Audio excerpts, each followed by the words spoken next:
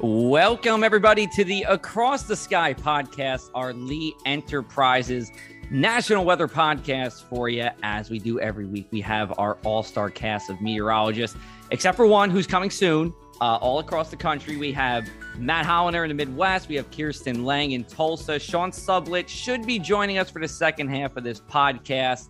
I'll toss it over to Matt right now. Matt, how was Memorial Day weekend for you? It was good. Spent the weekend, exploring more of the Midwest. The great thing about being in Chicago is it's not too far away from a lot of other Midwestern cities. So for Memorial Day weekend, I headed down to St. Louis and met up with a buddy of mine who was down there. And we saw all angles of the arch. That arch is impressive, I will say. That was my first time in St. Louis. Did a little bit of riverboating, St. Louis Cardinals action. Did a tour of the Budweiser Brewery. It was a solid Memorial Day weekend.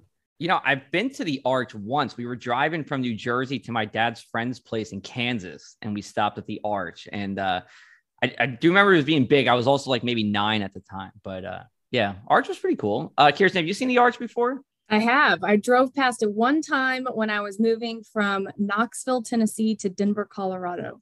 And, and that's about it. I just saw it from the highway, but only time. No, Memorial Day was good here in Tulsa too. It wasn't too cold. Last year it was 60s and raining, and this year it was about 87 degrees and sunny. So I took the kids and we hit up the pool, and it was fun. We had a good time. So no complaints. Cool. Yeah, it's kind of the same for us here in Jersey, and that's going to segue into our podcast guest here, JMJ Missions, based in Jersey.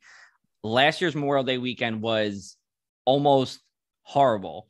The only thing that saved it was Monday, which was about sunny and 70, but from Friday night until Sunday night, it was rainy, it was windy, there was coastal flooding. I think there were even power outages.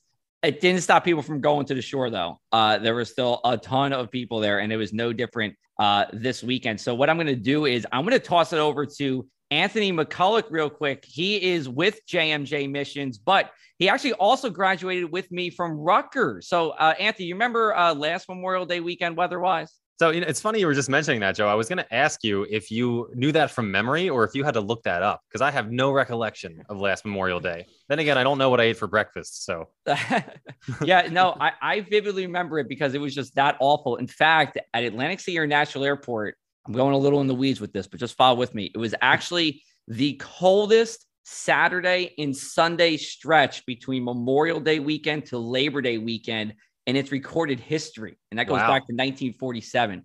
So it was not nice, but I do want to welcome on our podcast guests here. We have Anthony McCulloch and Dan Palmieri, part of JMJ Missions, which is based also in South Jersey. For all the Press of AC listeners, they're over on the other side of South Jersey, over towards the better side. Maybe we'll talk about that later, but they're a Catholic evangelistic filmmaking and speaking group here, and they're here to talk to us about biblical weather. This is going to be a lot of fun. I'm looking forward to this. I know our crew is looking forward to this, but just want to welcome you guys on. Floor is yours for a minute or two. Tell us about when you guys started, what you guys are doing, and where did the names J and J come from? Because I don't see a J and M or a J in your name, except for you, Anthony. Yeah, that's funny. A lot of people thought that it stood for our initials. Like we got some hate comments on YouTube saying, don't name ministries after your initials, but that's not what it is. Dan, I'll let you answer this because you haven't gotten on yet.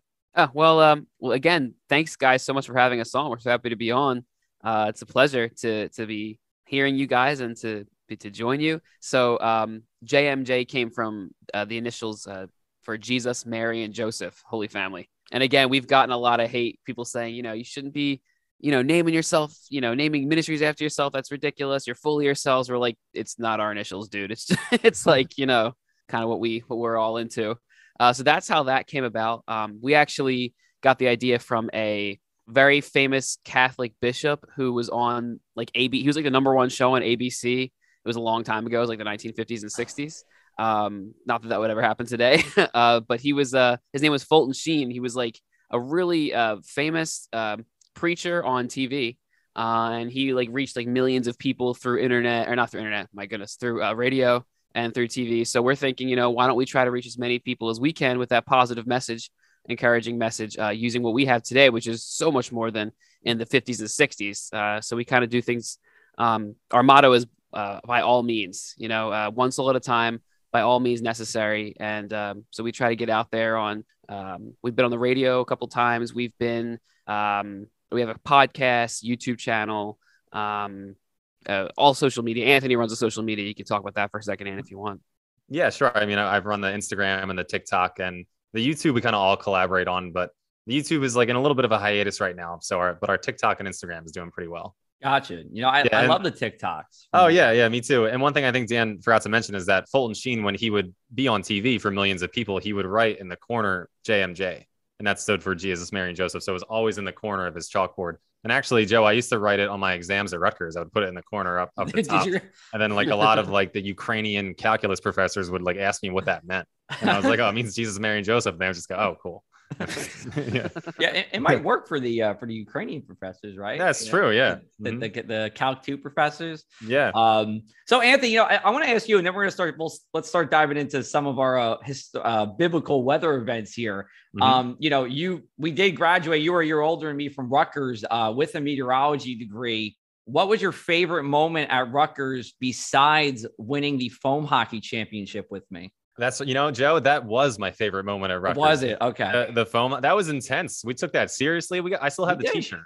You still have the t-shirt? I don't even know. No, I think I made that up, but I remember the t-shirt. Well, we have a picture. It's on Facebook somewhere back in our Facebook, like 2011 albums. But no, just tell me about the transition from, graduating with a meteorology degree and taking it over into your work now with JMJ. And I don't know, do you use it in any way, shape, or form? Yeah, right. Yeah. To an extent, I do. So, I graduated back in 2012, and I spent a couple of years applying across the country to every state. And it wasn't until I hit Anchorage, Alaska. Like I sent my application out to Anchorage, Alaska. And then when they told me no, I was like, all right, I have to rethink my life here. I have to kind of rethink my career. And then I kind of went in other directions. I entered the seminary for a while. I was a youth minister for a while.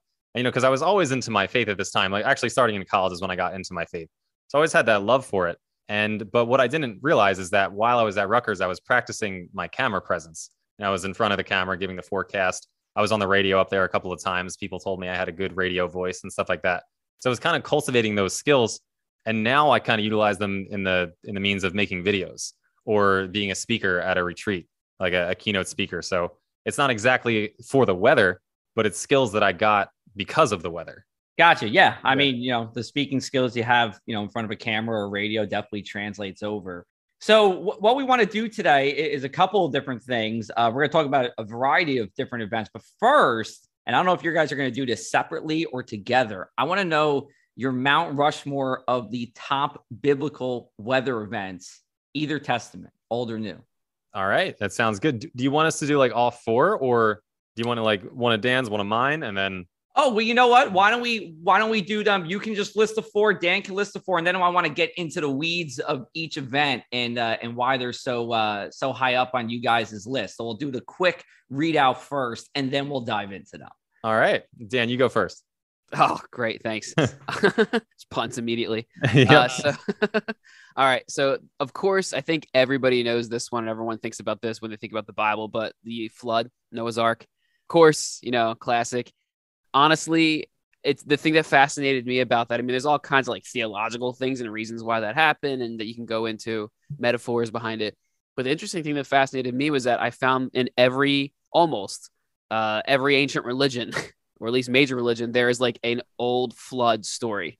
And as far as I know now, I am the only non-meteorologist here. So I feel very, very unqualified to be speaking about weather events in a non-spiritual way. But my dad's really into it, so I guess maybe I absorbed a little bit of knowledge from osmosis from him or something, or from Anthony. But the interesting thing about that is I actually found out as well that there have been apparently not records, I would guess, but evidence of an ancient flood in the Middle Eastern area of the world, which to somebody writing back then, like 3,000 years ago, would have seemed like the entire world to them. So I found that to be really cool. So I say that was probably number one. Number two, one thing that people tend to forget about is when Jesus was crucified, jumping to the New Testament, there was a huge earthquake at the moment he died.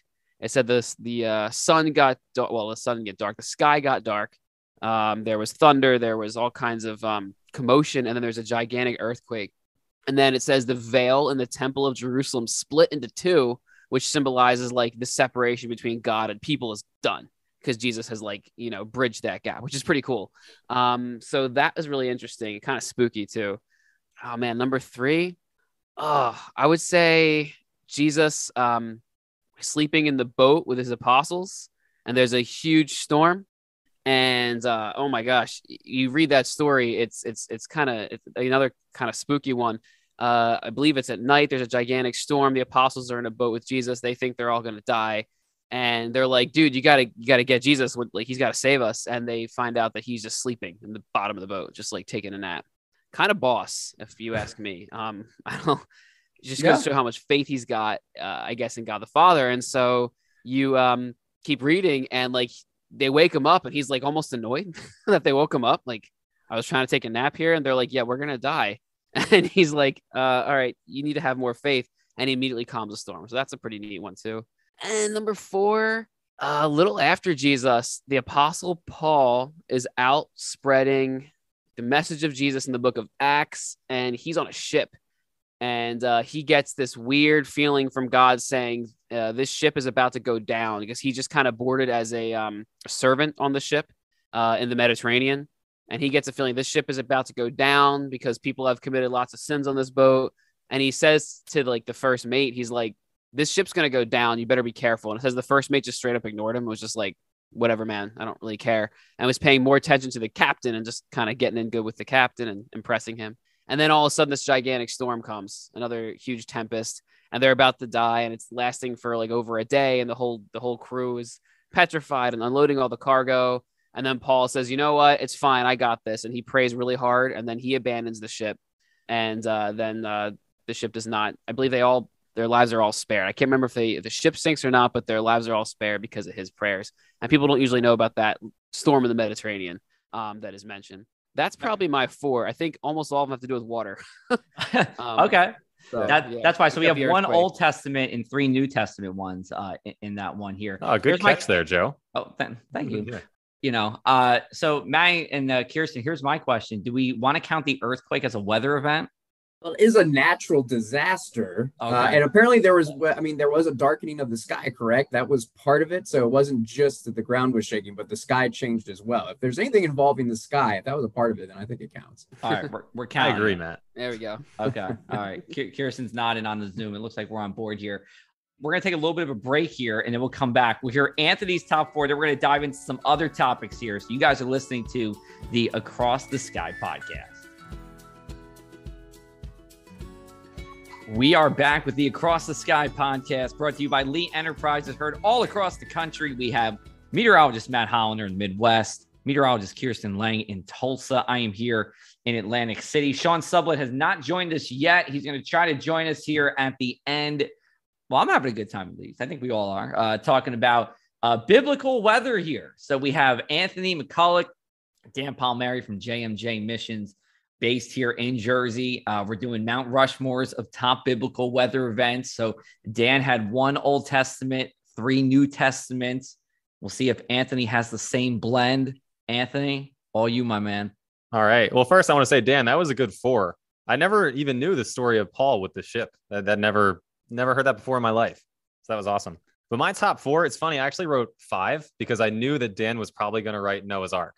Well, we can have the same one if you want. So, but I crossed it off. So okay, Noah's Ark, so I crossed it off. I beat him to it fair and square. That's true. Yeah. It's too mainstream, I think.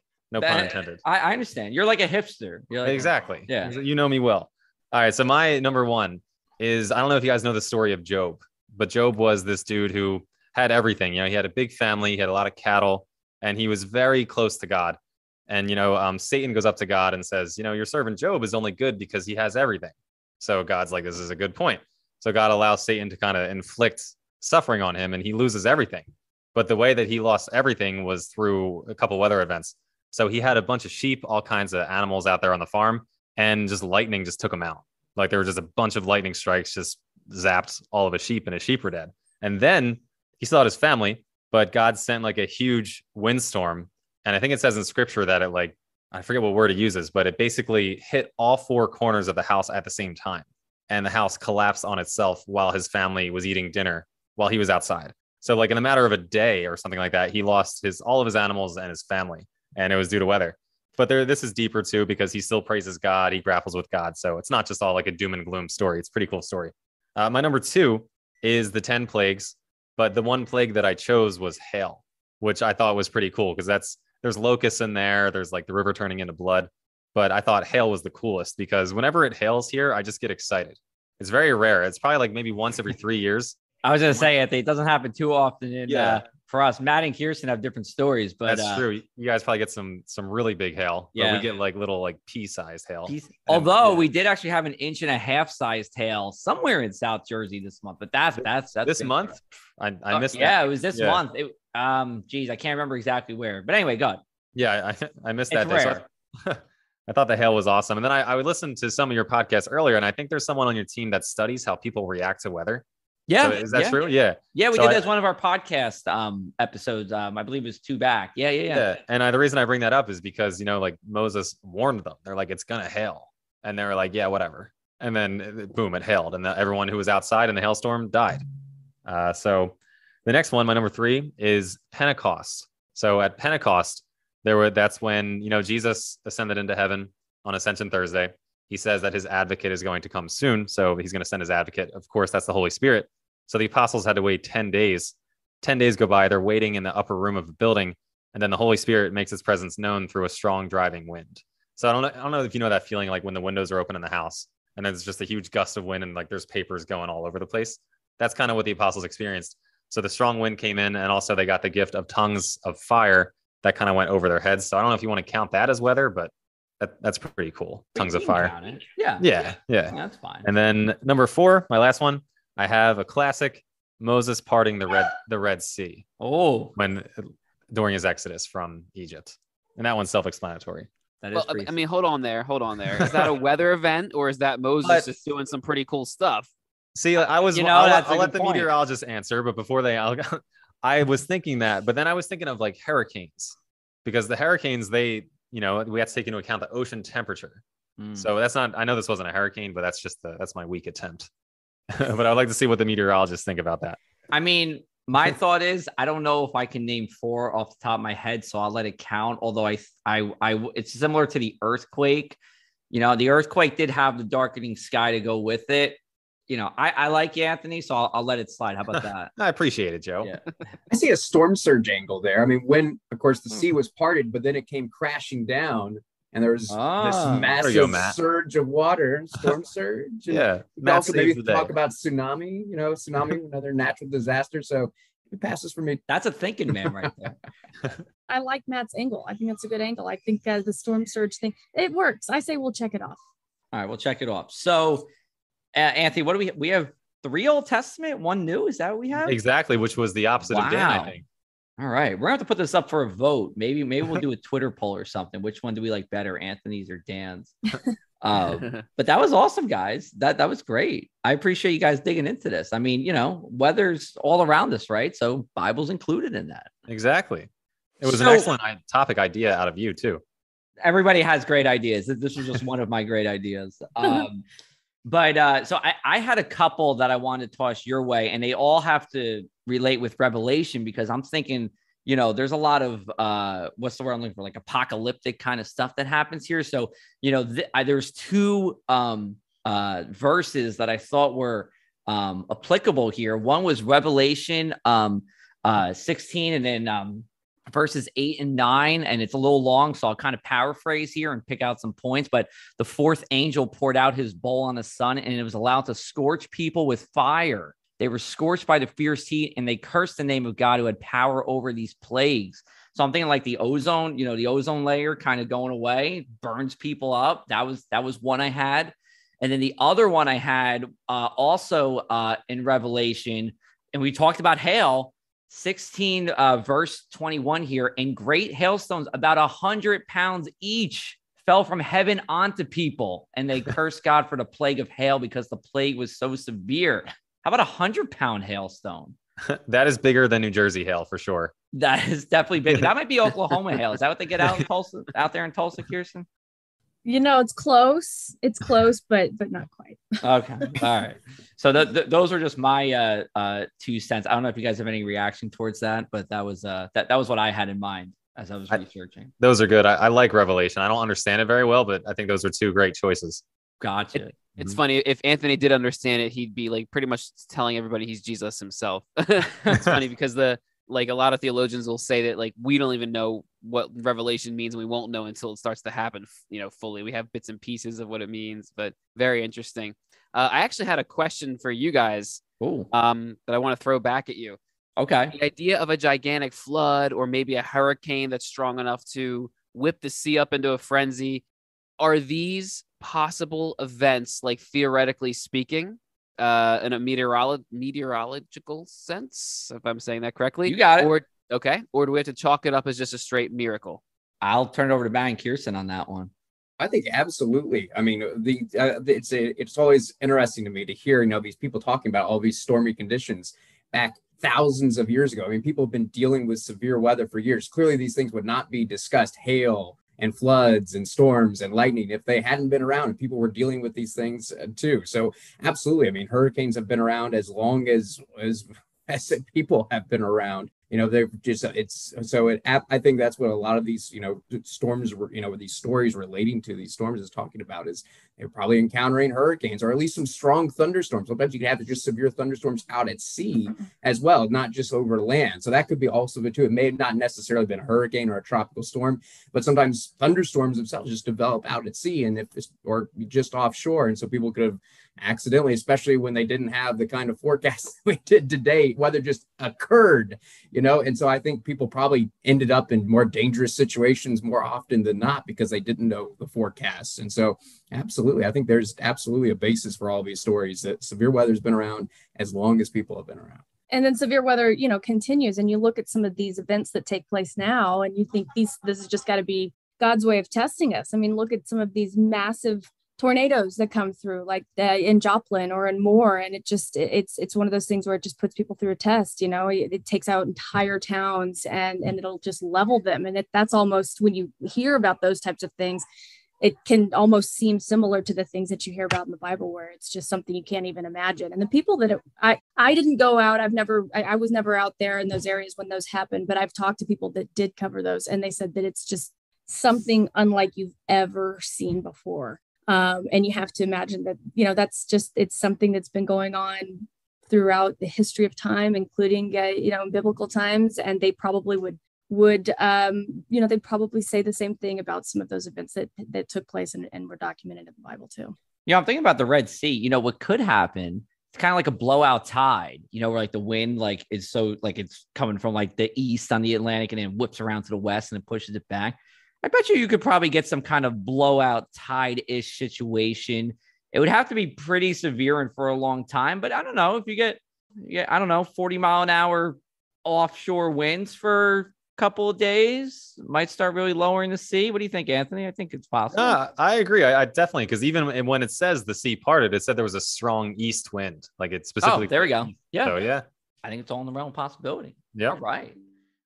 So, Kirsten, she was telling us during the break that her family was really interested in this podcast, so much so that they actually had some questions for you guys. So we're going to make it we're going to turn it over to the Lang show here for the next couple of minutes and see what's going on over there. Yeah. The Lang gang. That's our text string, by the way. Oh, sorry. Gang. Yeah, no. No, they just, I put the question out to them. I asked them about it and if they had any questions, and a lot of them have basically said the things that we've gone over. There were droughts, there were floods, the hail, that was one of them on here too. So we've covered a lot of them, to be honest with you. The whirlwind, which I'm assuming perhaps they were talking about the house in that situation, rain, flooding. And then the plagues, that Anthony mentioned earlier, the locusts. Not sure that locusts are really a weather event, but locusts and then the Nile turning blood red. So a lot of the things that they brought up and that they asked, I think we've kind of talked about too. But yeah, it's really an interesting topic, and I think like I said earlier, my family was just really kind of excited about the fact that we were covering this. And I'm sure a lot of them will probably go back and listen to it whenever it comes out. Shout out to the Lang Gang for listening here whenever you guys are listening. Another story that stands out to me is Jonah and the whale. Now, I think it kind of gets overshadowed by the guy gets swallowed by a whale. But at the beginning of the story, the reason why he wound up and got swallowed by the whale was because of a storm. And in order to stop the storm, he basically had to be thrown overboard to save the other sailors on the ship. So that's another story with a little bit of a weather angle in there. And that's kind of one of the more famous stories. I think kind of getting overshadowed by the whale part, because that's that's right. Kind of a big element, but there was a storm involved with that story too. So, this is kind of opened my mind too. It's like, wow, there was a lot of weather in the Bible. At first it's like, what weather in the Bible? And it's like, oh yeah, there was a lot of storms and hail and maybe a tornado in the Bible. So yeah, this has just been real interesting to, just kind of think about, how the weather has been impacting people for so long. And, it's been part of our history. Even our, most quintessential books, the Bible is filled with weather. Anthony and Dan, any final thoughts here before we wrap it on up? I had a lot of fun with this one. One thing I thought was cool that I think we mentioned this a second ago is that Jesus kind of does talk about meteorologists. And, he says you guys can look over and see a dark cloud and that it's going to rain. And he was like, that's great. But he was kind of getting at I think it was the Pharisees.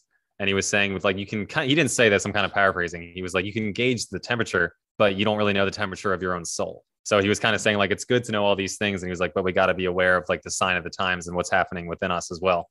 Yeah, you're right. That's a good point. It's not on the outside what counts. It's what's on the inside that counts as well. Yep.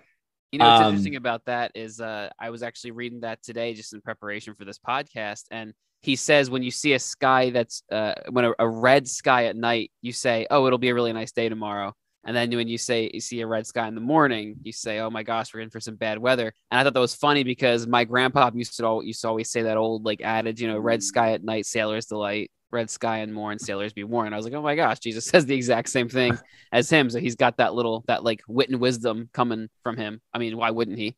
But just thought that was really neat that he put that in there. So, I mean, it's cool that you can, and as Matt was saying, you look at the weather, you look at what's going on around, you can kind of gauge what's happening in the world. And it's amazing how far we've come with the technology, the stuff you guys are saying, how well you guys understand it. I'm so impressed, and I can only imagine how difficult it would have been, as Matt was saying, for somebody 3,000 years ago who had no idea a storm was coming, how the heck they were going to interpret that and understand that and how they're going to deal with that. Just, man, it's like a whole new monster. So just very interesting stuff. It's cool to learn about these things. That's the thing, as scary as weather is today. I mean, how terrifying must have been for people in the past when they didn't have these long range forecasts talking about the potential for thunderstorms and the potential for severe storms, or when a hurricane was coming. And then to have suddenly go from a nice day to these terrible conditions. I mean, it must have been terrifying. And then you can see how there would be a biblical reference, like they were being punished somehow, and that God must be involved, before there was a greater understanding of the science behind all of this. I mean, it must have been absolutely terrifying when there were thunderstorms in the past, just because it was coming.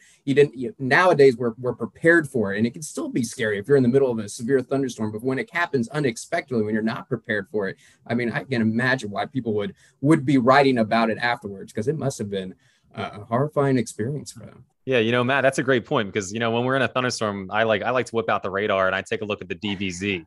So if I can see if there's any dark oranges or reds coming my way, and I can expect it, oh, this must be the dark red.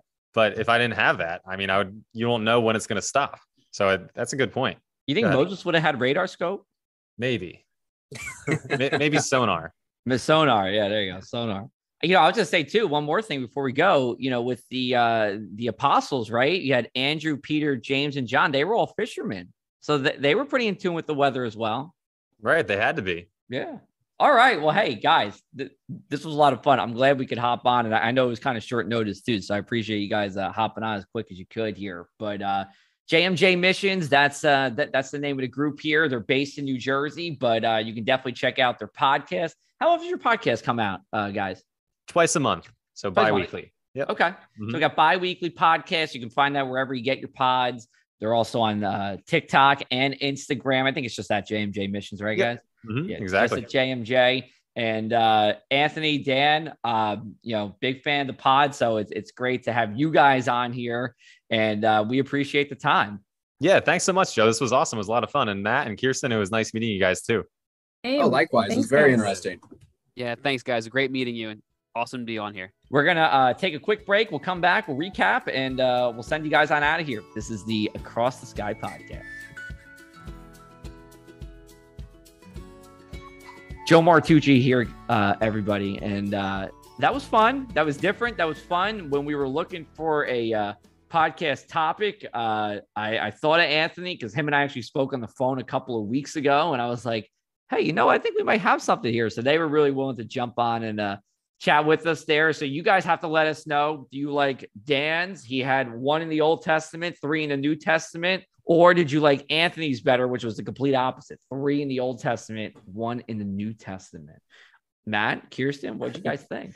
I think I've got to go with Dan's just because he has the most epic weather story of all time, the global flood with Noah. And I think, the problem wasn't Anthony was going to go with that one too, because that is just such, that if there's one weather event that comes to mind when you think of the Bible, it is absolutely that. So I have to give a little bit of an edge to Dan just because he has the big flood, Noah's flood in there, because that is the ultimate weather story.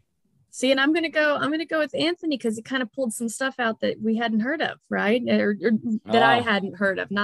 True. There may be a lot of people that had, but the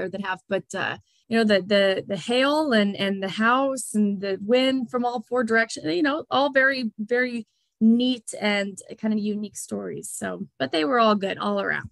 Yeah, I mean, this was really Anthony's time to shine. I mean, it's combining his 2 passions into one podcast. So he really dug deep there, but they're both great. Dan's actually a really good speaker from what I've heard and, what I've heard and saw and everything. And Anthony, of course, I've known Anthony since 2011, I think. So we go back a while. So it was cool. It was cool. And I hope you guys liked it. Obviously something different here, but that's what we're trying to do some different things. So if you guys have podcast topics, you can find any of us on social. If you just type in our names and weather, I'm sure you'll find us somewhere on the internet in some way, shape, or form. I'm otherwise to all listener ideas. Yeah. Anybody there's a topic that you would like to hear discussed on the show, we're open to it. Clearly. We might have to do maybe some voicemails. Maybe we'll do voicemails one day. Get people calling in. Yeah, it's an option. It's an option. I like it. Yeah, it's an option. We'll see what happens. All right. So we're going to wrap it on up here. Hope you guys are enjoying. We're going to have I believe it is a to be determined guest for our June 13th episode. I think we're going to focus it around severe weather and tornadoes, though. We actually have a pretty good June coming up because we're all Matt, Kirsten, me, Sean, we're all going to see each other in person. And that's really where the creative magic happens. So we're going to be in Milwaukee for the American Meteorological Society broadcast conference from the 14th to the 17th. So we're hoping to get 1, maybe 2, if we're really feeling it, episodes out. And we'll have a lot of other meteorologists we can pull on in and chat. So expect some good stuff from us as we go into June. Any final words, Kirsten, before we wrap up? I think we've said it, but it was a cool topic. I'm glad we discussed it, and hopefully we get to pull some more kind of unique topics out and discuss those. I like it. I like where it's going. Cool. Matt? I'm looking forward to the conference in Milwaukee. Yeah, I think we're going to have to definitely talk about what all the great topics that are going to be discussed there. Now, we're going to be talking about what we're doing, but I love getting a big group of meteorologists together, kind of like a big, giant Zoom meeting, except in person, to make it, of course, even better, to discuss ideas and what's going on in the meteorological community. So that's going to be a blast. Cool. Well, thank you, everybody, for listening. This is the Across the Sky podcast brought to you by Lee Enterprises. New episodes every Monday. You can find it wherever you get your podcasts. So I am Joe Martucci. We're going to sign off here. We have Kirsten Lang and Matt as well. We'll talk to you guys next Monday, everybody. Take care. You think Moses would have had radar scope? Maybe.